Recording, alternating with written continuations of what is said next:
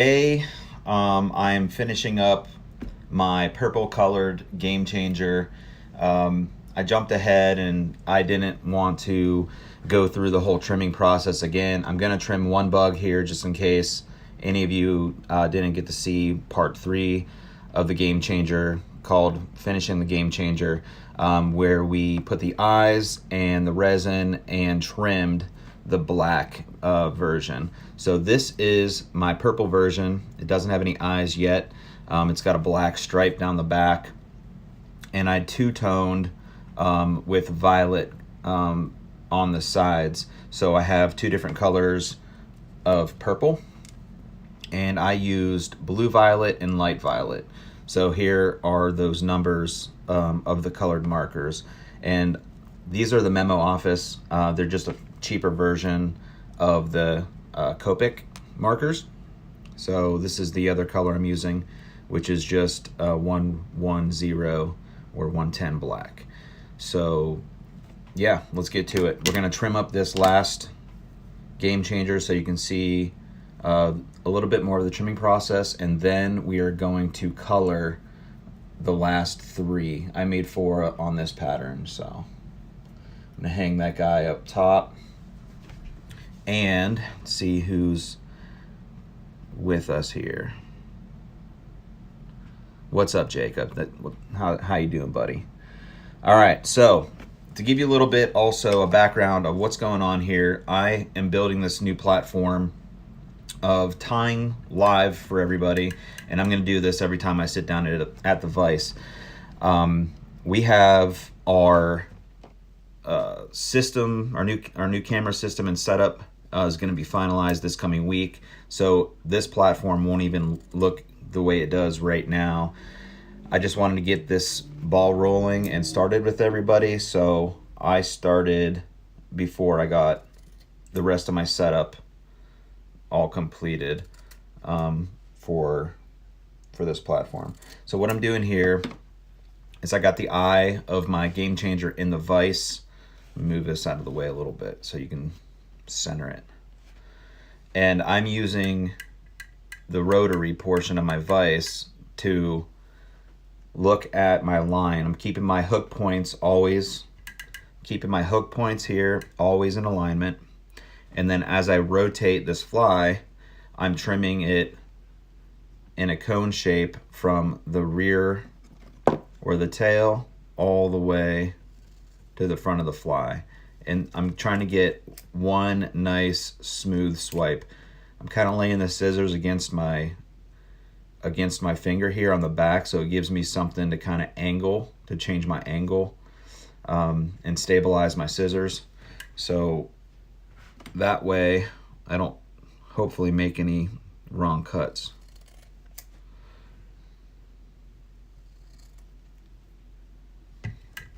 And it'll start to take shape here. You're gonna see the cone start to come together. And I always try to check and see where my point is, so that way those points stay straight, because that's the way the fly is going to be swimming in the water, right? So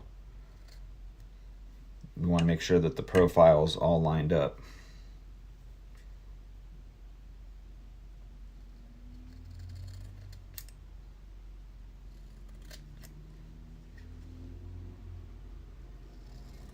And I appreciate you guys following along with this, whether it's live or if you catch it after it's been published. And it'll be published permanently on the YouTube page, so you can always go back if you want to tie this fly. If you can't tie along with us, I'm gonna be posting the live feeds ahead of time, so you'll know basically what fly we're going to tie. That way, if you want to get the materials, if you don't already have them, you can get the materials.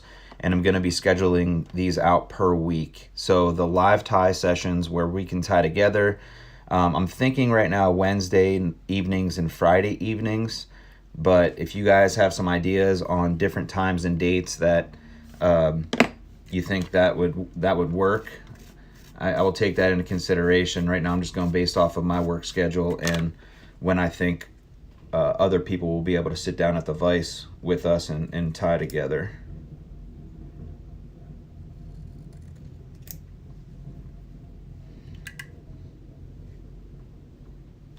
So keeping those points aligned.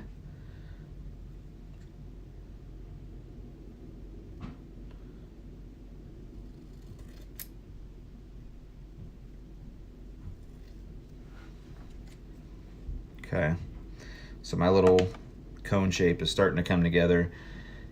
This is another little hack that I like to do. I don't know if other people do this or not, but if you are using a rear hook, or I had mentioned, I think maybe in the first video, if you tied in a little like thin piece of junk mono in the back of your tail, if you don't have a rear trailer, and you made a little bit of a loop, then you can hook that loop onto something so you can reverse your fly and trim it going back this way. So I always trim it first from the back of the fly going forward, and then since I do have a trailer hook, I'm taking a rubber band and I'm looping it around the neck of my vise here, so that way that the rubber band stays in line with the hook. You'll see here, put my rear hook on there, and now I can take my dubbing spinner for my dubbing loop. And this fly does have a big enough eye where I can hook that dubbing loop in the front of it like that, and then pull, and now I have that fly in alignment from front to back, and I can start to reverse cut the rest of this pattern. So I'm going to start the shape with my curved scissors in the front. Oh, that happens too. It always flings back. Sometimes it goes all the way behind my tying bench. I'm going to start to trim, and you can also hold it by the front hook like this.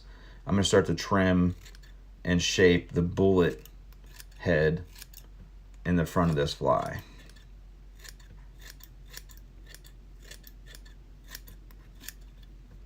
And then as I cut, I'm always brushing and pulling those fibers forward like that. So this is where it helps for the underside.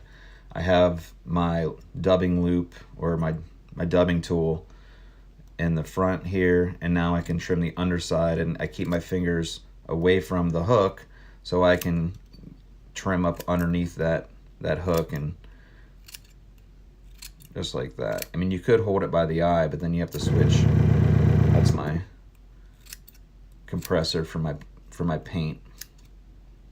You can hold it by the eye, but then you have to switch your scissor hands. So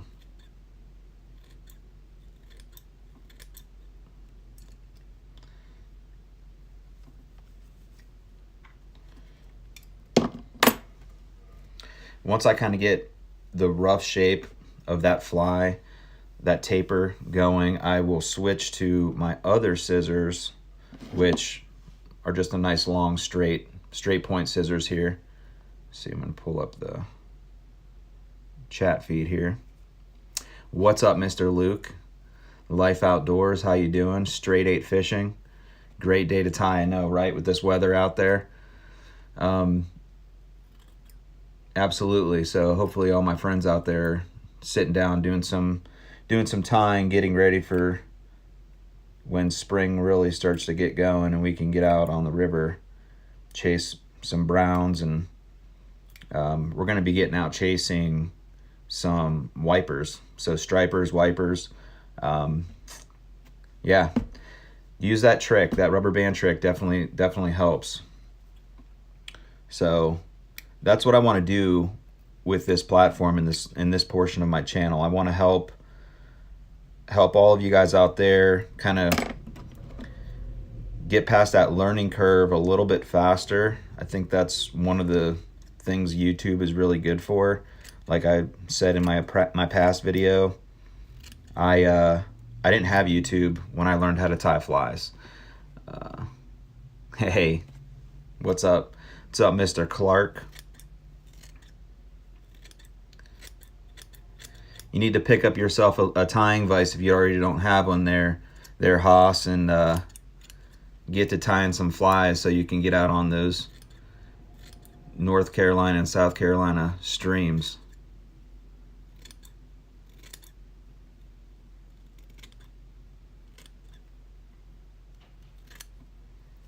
So again, we're just going to go through the trimming process on this last fly. I have 2 others that are already ready to go, already trimmed, and then we're going to get into coloring. This one's going to be that purple and black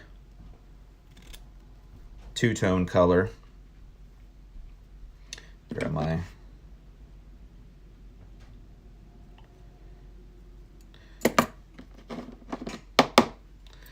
Rachel's shutting the light off on me over there. Trying to conserve energy, I guess. All right.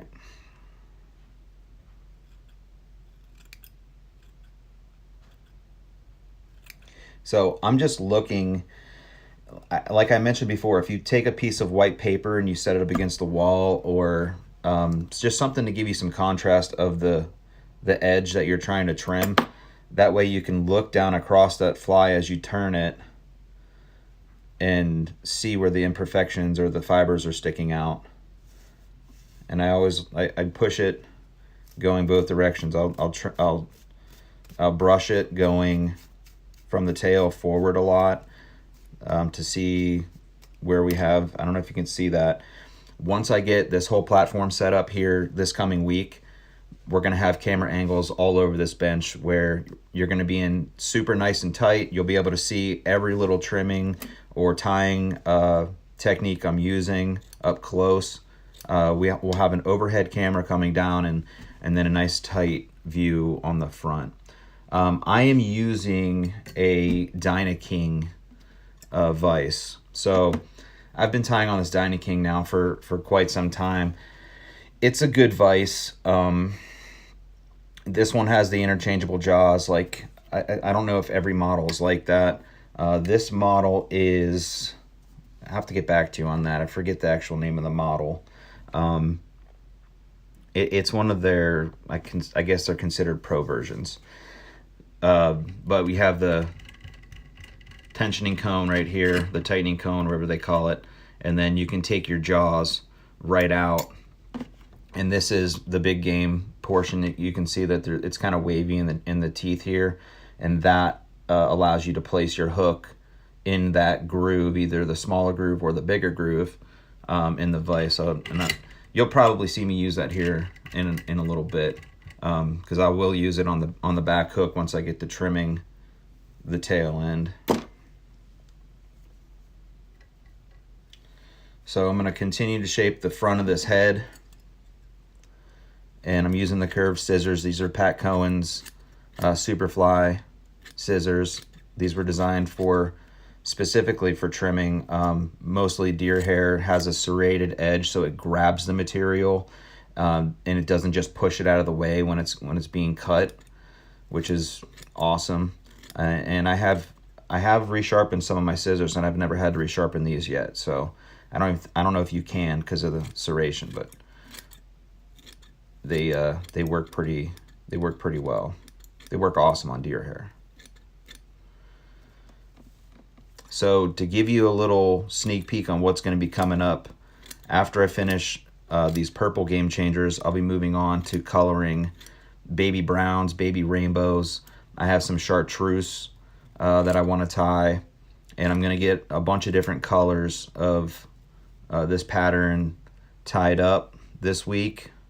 And after that, we're going to be moving on to Euro nymphs, small nymph patterns, maybe some steelhead flies, because it is steelhead season, and man, I'd love to make it up there. Has anybody out there been up doing any steelhead fishing? Yes, it's a full rotary, and this vise does have, it's got these stages where you hear that clicking, and it'll hold in those positions, which is great for me when I'm trimming these flies, because I can turn it per click and I can just trim all the way around, and it holds it for me, so I don't have to worry about holding it. I think some other rotaries might have like a knob, a tensioning knob, where you can tighten it and hold it in a certain position, so you might be able to do it that way. All right. And we're filming today just on the iPhone, so nothing super special. I'm really looking forward to being able to put this together for you all in a really professional manner, so that way you can see everything that's going on. Just like now, where I'm getting the fly out of frame. It's hard to hold the fly up and trim it when I'm trying to also film. But it's starting to look pretty good. You can see that shape and that taper going from the rear towards the head. And you can sit here and just trim.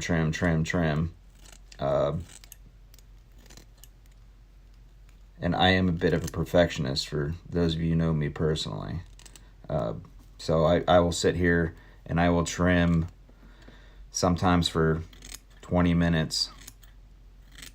And I know that's a lot of time to spend on a fly, but I like my flies to look pretty, so. Fish probably don't care that much, but us fishermen, we have more confidence when we're fishing a pretty fly. Would you guys agree?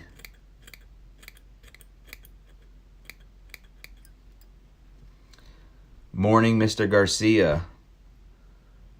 How's it going in the crappie world?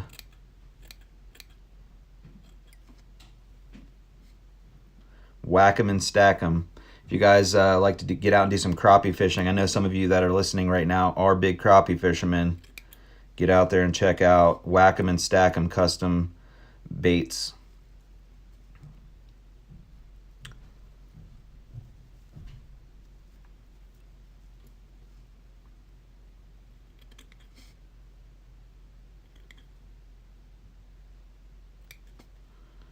All right. I'm gonna probably come back to trimming this one, and I'm gonna go ahead and switch right over. I know you probably want to see me color up one of these guys, so let's move on to coloring. I'll do the finishing touch-up trimming on this fly. Once we get to it, it'll be the last one that we do. So to give you a preview, if you've just jumped on with us here, this is the two-tone black and purple game changer. When we tied this fly, clearly we put a black tail in, and that's just your basic strung marabou. And then the material we are using, because Blaine Chocolate has come out with a bunch of different versions of his game changer chenille. We got the finesse, we got the standard, and this one here is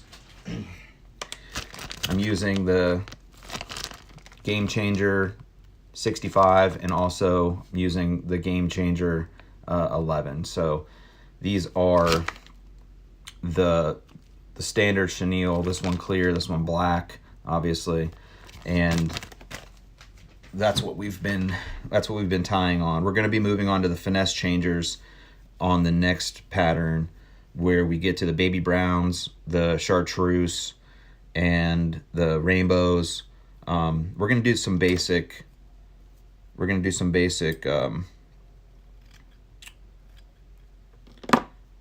Sorry about that.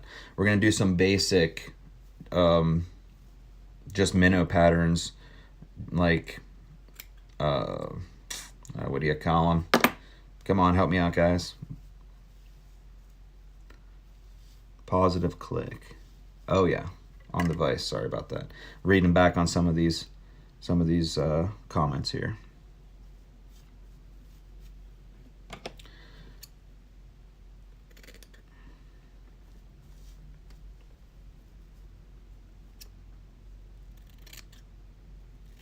All right, I said I was going to stop trimming. It's so hard to stop trimming.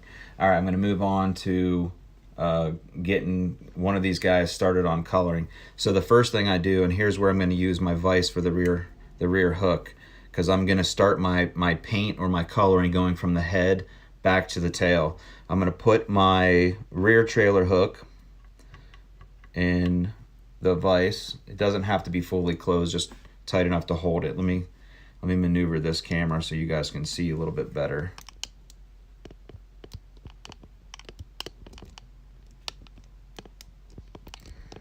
I won't be having to mess with any of these camera angle changes next week. It's going to be awesome.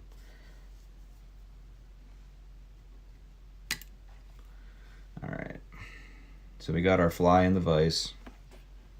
I'm going to take my black marker first, and I'm going to be using, I want to get some coverage down the back, so I'm going to use the thick side of the marker. If you've never used these markers before, they got a fine point and they have a wide point. So we're going to use the wide point.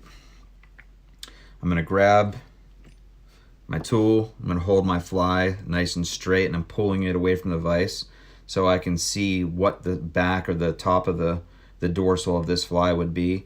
And I'm just going to start by the head, and I'm gonna, here, I'll actually try to do it towards the camera, so I'll do it on an angle, so it'll be even more difficult. This will be awesome when I got my overhead view of this angle for all of you. And I'm just gonna color a stripe to start right down the back. And check and see what my offside looks like here. It's kind of like a football helmet, just football helmet. We're gonna just color in just to get a little bit of that black color, because I want a pure black stripe down the top of this fly before I put any of the purple in. Because once I start putting the purple in, yeah, I can go back over top of it with the black, but I think it stays a little sharper if it's just the pure black.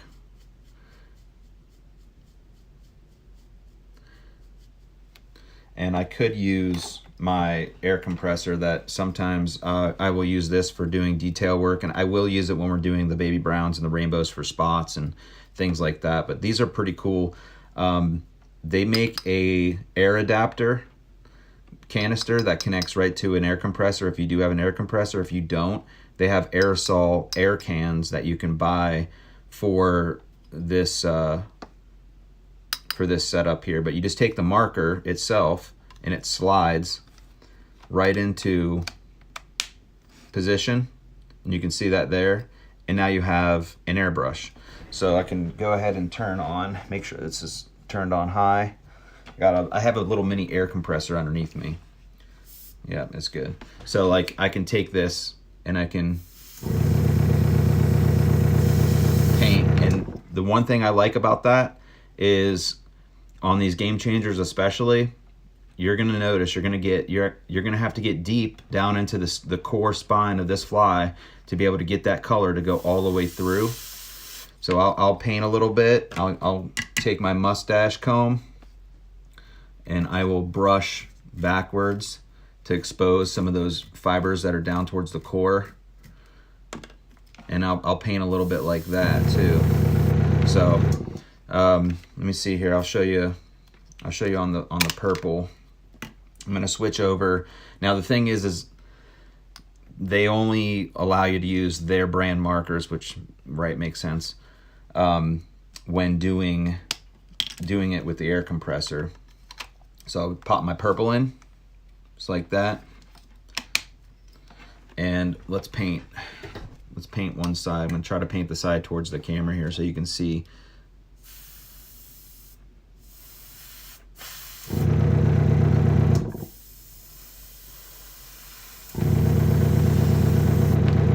So I'm just gonna give it a little bit of light coloring because I'm gonna come back in with this light violet like this, and I'm going to put some of this color in, and this is gonna give it more of an accent color. You're gonna notice it's much brighter, and I like to do it up on the upper upper half or upper third more, and also in the cheeks of the fly, where that's where the iridescence would be on a natural bait fish, right?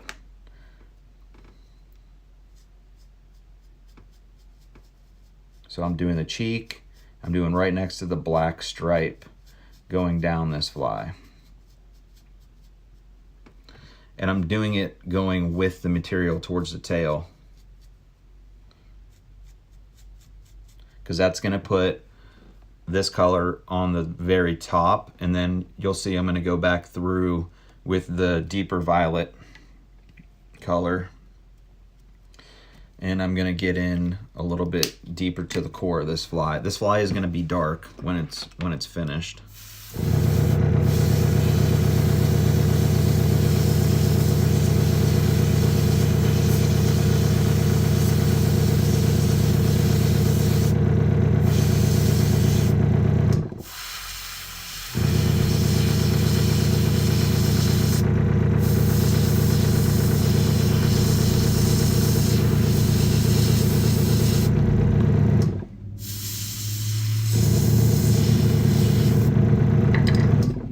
Go ahead and pull it out of the vise here.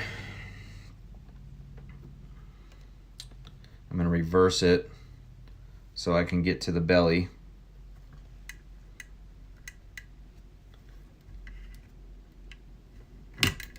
Oh. And I'm going to hold it by the eye of the hook.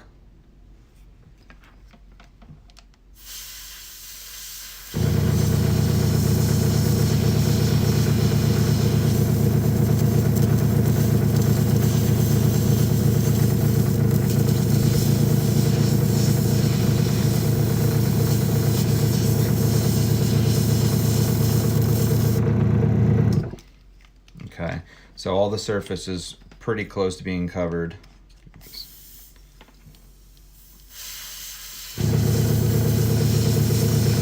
And I'm bending and I'm moving around all of these different body segments on the articulation, so that way I can see the white in between, because the spray's not getting down in there as good. So I bend it so I can spray it from the opposite direction going forward.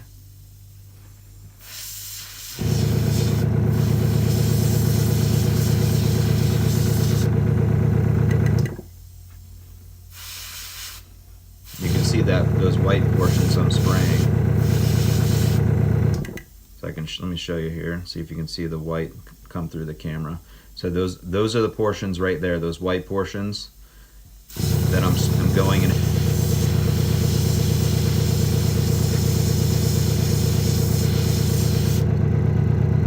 Okay.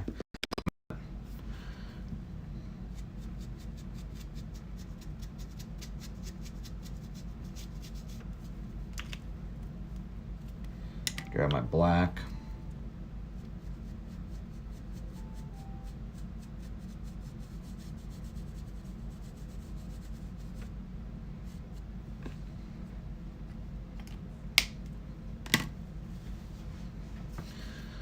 It's coming along. As it dries, also, I come back through, and I'll just show you, but this will take a little bit of paint off sometimes, but I'll come back through and I'll brush those fibers so that the coloring doesn't stick them together.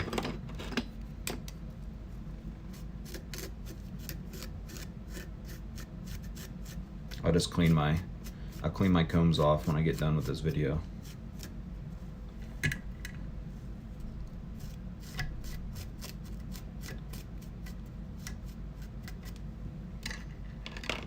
All right, let's hit that with a little bit more purple.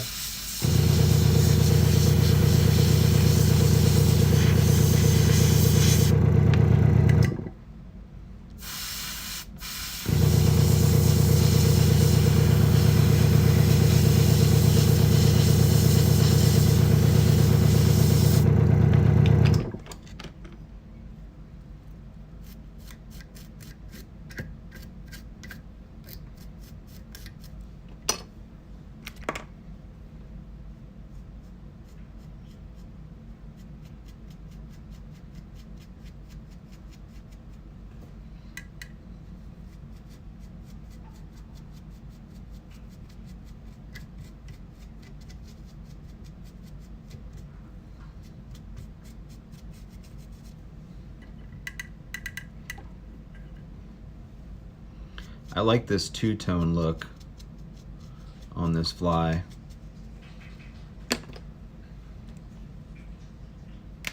I'm gonna go in with my fine point to get down in here a little bit deeper towards the core of these segments.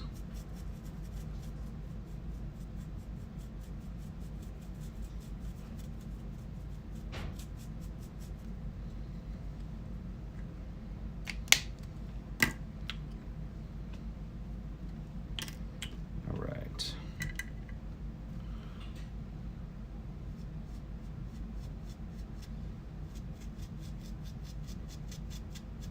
It could take some serious time to color up all the white.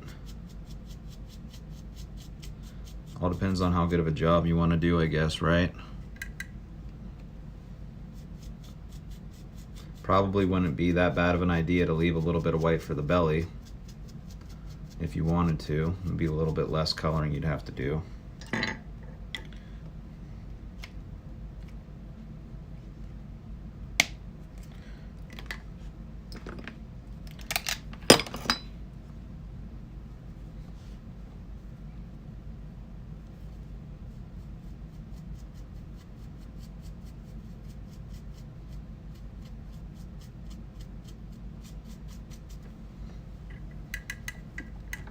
Give you a full look here. You got some two-tone going on in the body. The cheeks and the sides have a little bit more of that light violet. And the belly's gonna have a little bit more of the deeper purple.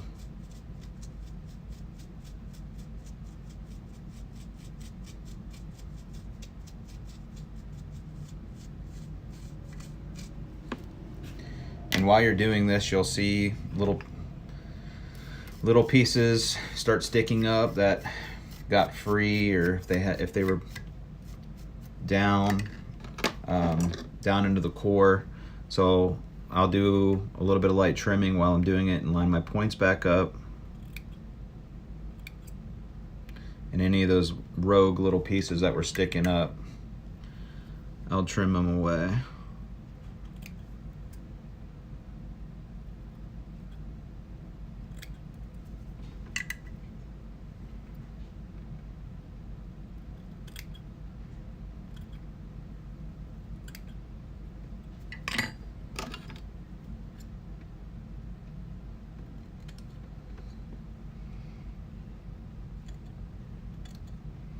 Just be careful not to over trim so you get any bald spots.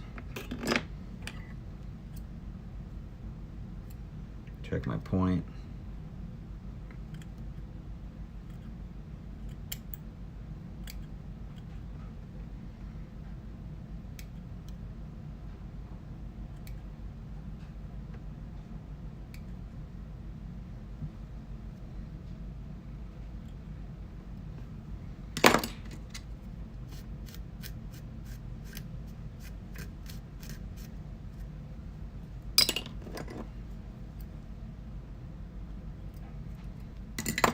Okay. Maybe we'll let this one dry a little bit. I know we're gonna get in here and get some of those. There's still a little bit of white in there, if you can see that. But I'll hang it up for a little bit. I'll let it dry. And I'll come back to it. So I'll start working on the next one. So if you're just jumping on now, you'll see from the start, from the beginning here, the before and the after. Okay, so black tail, white chenille, white game changer body, and then just going through with an alcohol marker and painting it up.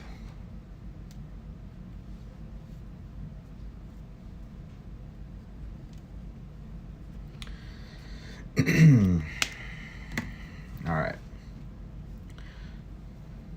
number 3.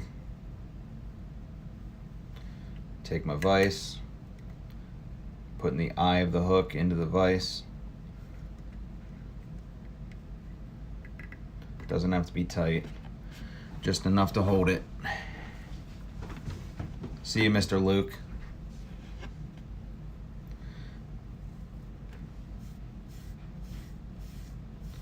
How you doing, Mr. Bomberman 17? If you guys are into some steelhead fishing, you need to get on Instagram and check out Bomberman 17. If that's also his name on Instagram, this is coming through YouTube here. So check him out. He does a lot of steelhead fishing up north. A lot of beautiful fish.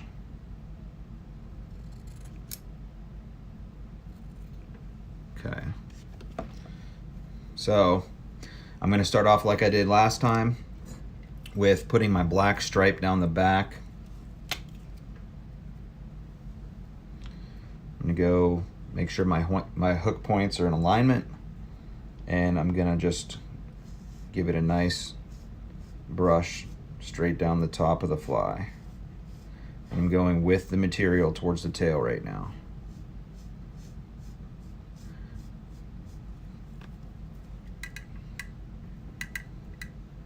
Just like that. Yes, this is a game changer fly. So it's the Game Changer Chenille.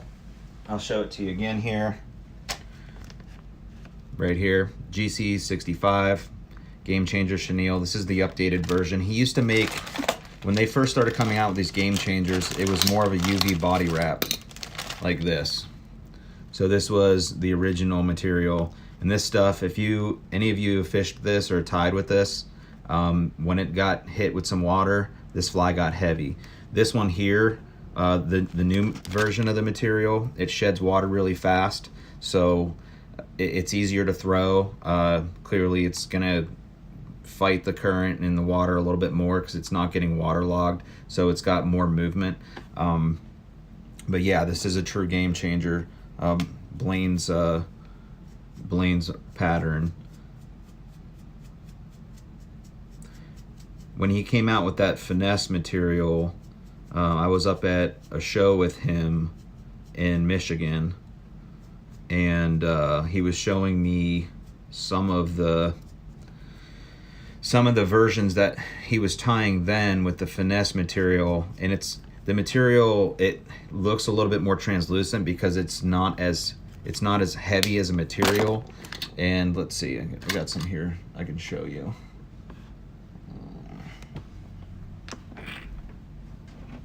So here you go. Here it is in yellow. So this is the finesse.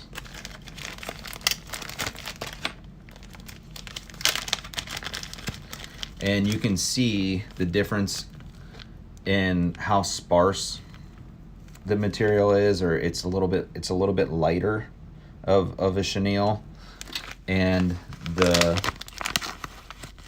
traditional, or not traditional, the regular GC material, you can see how much heavier it is. It's a little thicker.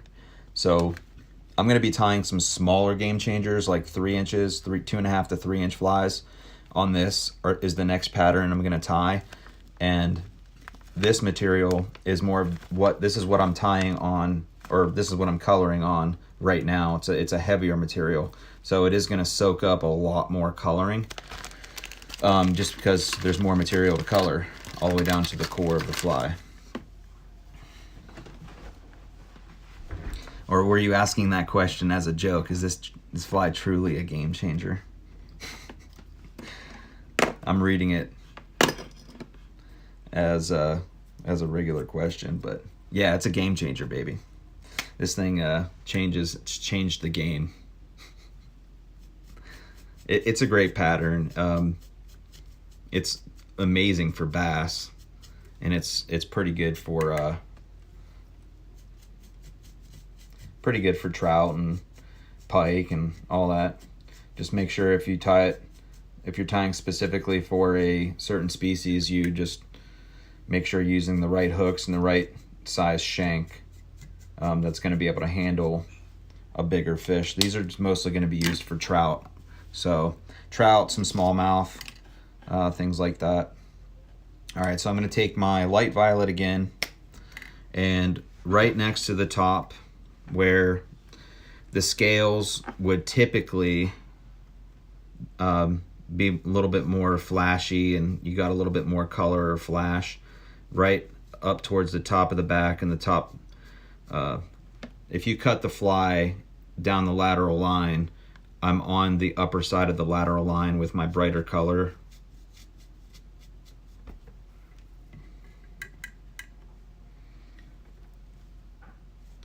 Just like a regular baitfish would have. And I'm going to color up the cheeks really well. And then the top portion of that fly in the back. So you don't have to have a little mini air compressor, or you can just straight use the markers. Just when you're going through and you're coloring up the fly, just go back through and brush it out so that the material doesn't all just stick together.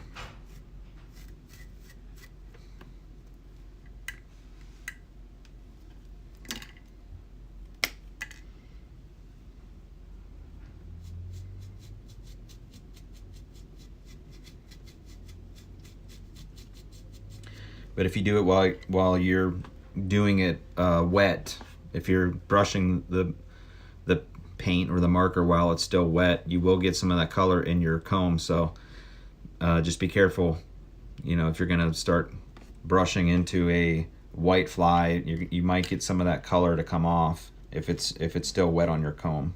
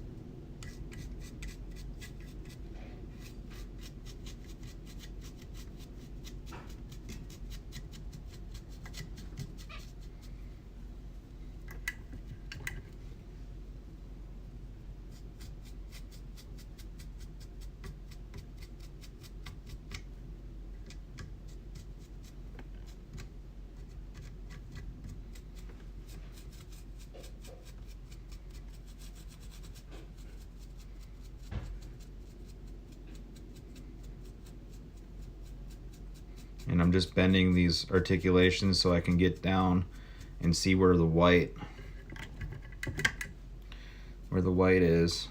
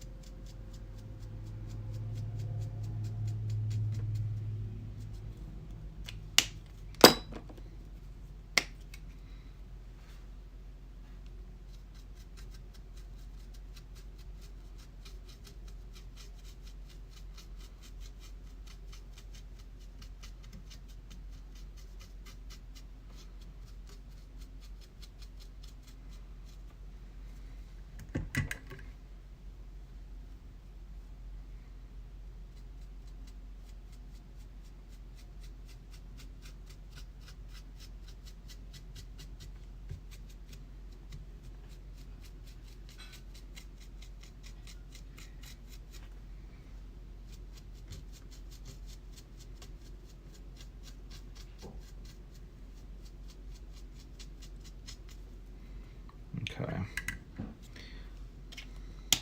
I'm gonna go back through with my black now that I got my sides colored up quite a bit, and I'm gonna just touch up the top portion of the fly. See where my line is.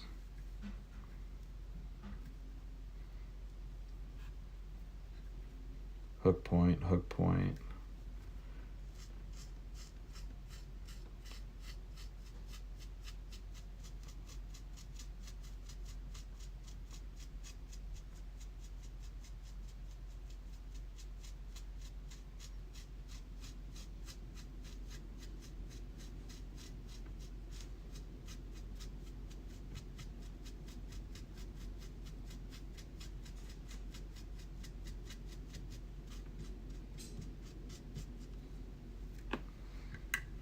Okay.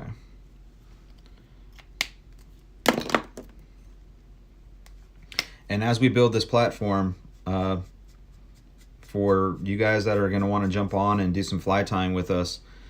We're going to start tying flies that you want to tie. So if there's a certain pattern you want to see tied, or something that you've had some issue with, or you just couldn't get something down, if I can help, that's what this platform's that's what it's gonna do. I want to help everybody out there just really start to enjoy the process of fly tying. It shouldn't be something that gets frustrating, although it can at times. Sit down at the vise, make something that's a work of art, and get out there and maybe catch the fish of your life on it. It's no better feeling catching a fish on something you handmade. And that rabbit hole can go deep, all the way to making your own rods and tying your own leaders and all that stuff, right? So I think that we're gonna set this guy to the side and let it dry, and then we'll come back and do the touch-ups and final coloring. So this is how I do it. I just kind of work in kind of an assembly line style, and then I'll go back through my flies and touch anything up that needs to be touched up. And all right, number 4. See where that back line is.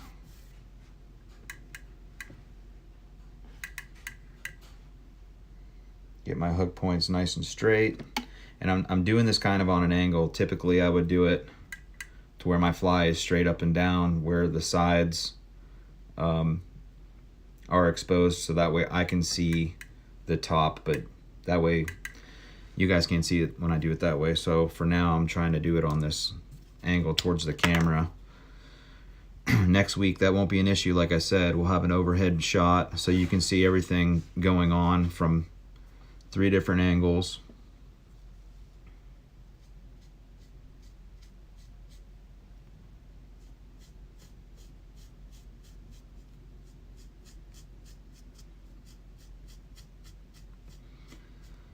And this, putting the black stripe on first, it also gives me a little bit of a point of aim. So when I'm tying when I'm painting this fly, I can see if the hook shanks are twisted, or so that way I don't put color where I don't want it. And that really comes into play, I think, when you start getting into realistic looking patterns like the rainbows and the brown trout and all that. This would be a good fly just to tie, just a fish like this, white and black stripe down the back, black tail. Might even tie up a few and just leave them like that.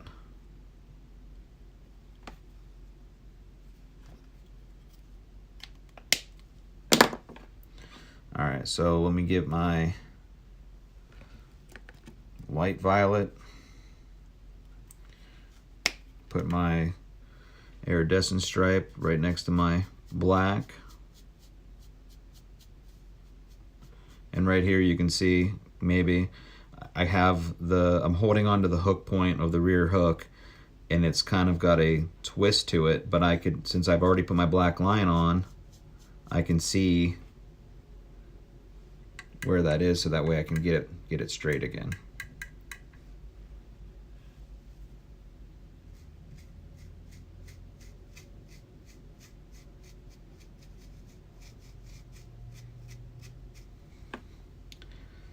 Just like that. So you can see it on both sides there.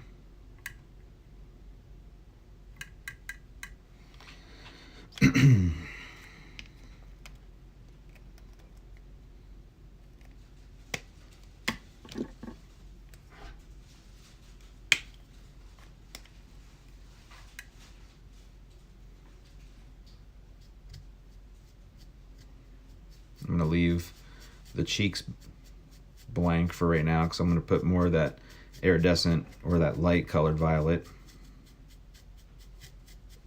where the cheeks are. So right now I'm just coloring up the belly.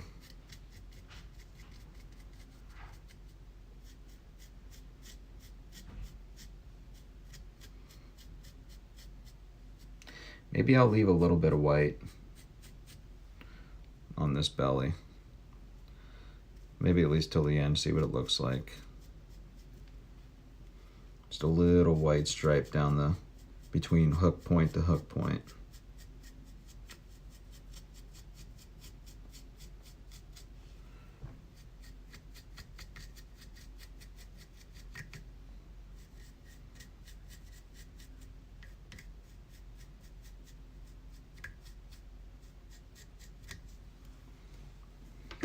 And just like that, little white stripe down the belly.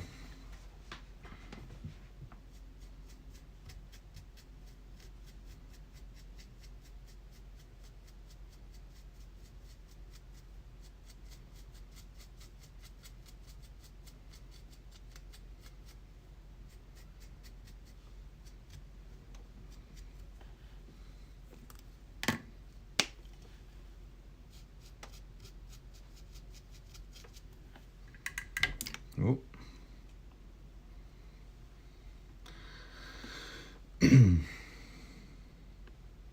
Give you a little peek. Kind of looks cool with the white in between, but I'm gonna color them up pretty good.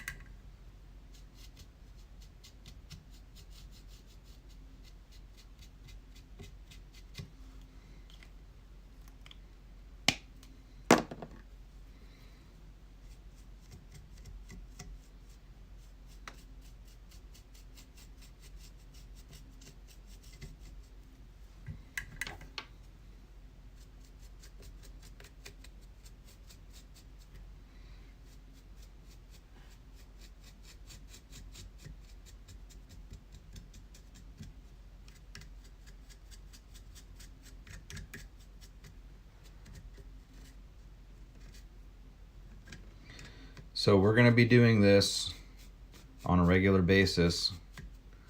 So for those of you who want to do some tying together, I'm almost trying to create like a virtual back door or back room of a fly shop where we can get together and do some tying. I'm just going to go ahead and I'm going to color that whole belly up. It looks cool, but if we're going for a dark fly, let's stick with a dark fly, I guess.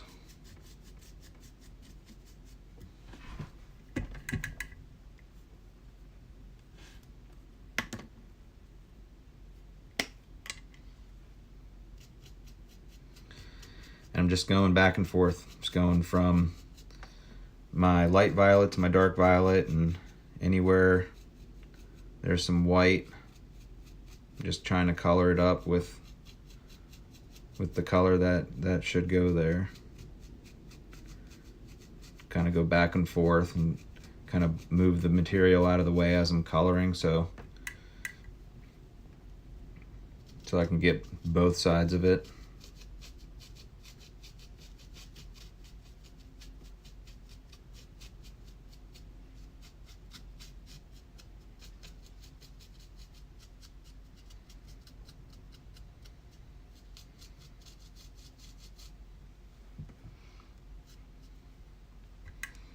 Pretty happy with that. Let's pull it out here and color up the nose.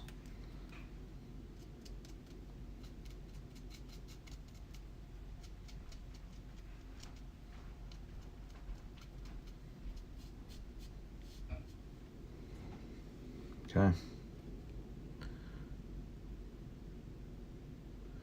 yeah, so I have a custom pedestal, custom base for my bench here. I'll show it to you. It's a huge slab of like marble granite. It's not the base that came with the Vise, but I like it. I'll give you a little shot. Here of it. So this is the base that I have, and it comes like this with the insert portion to put your Vise in, and Dynaking does sell this with its own pedestal, but I like this nice heavy base. A lot of my streamer patterns I'm putting quite kind of got it as the years went on, and added and changed to develop my own style, my own setup for tying. And we can go over that stuff as well. Like if you guys want to see like setups and organization and all of that, let me see if I can rotate my camera. I'll give you a shot of this is how I set up my material here. It's basically just on some pegboard, and I use these clips here like that to hold my material. That way, if there's something way in the back that I want, I can just slide it out, unclip it, and then put it back where it goes. So I'm not constantly shuffling materials around and things like that. Yeah.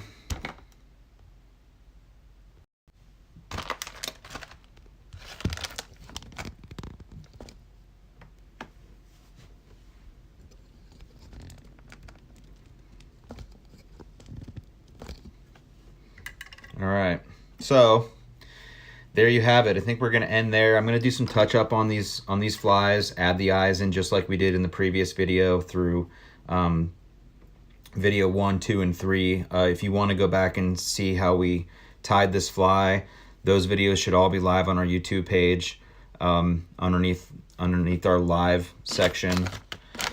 And yeah, we're gonna be doing this on the regular with everyone. So if you want to jump on with us and tie flies, or follow along and watch us tie flies, it's looking like, as far as Ohio goes anyways, this month coming up is going to be a lot of time spent at the Vise, with a lot of high water. So thanks for joining us, everybody who's jumped on in with the interaction.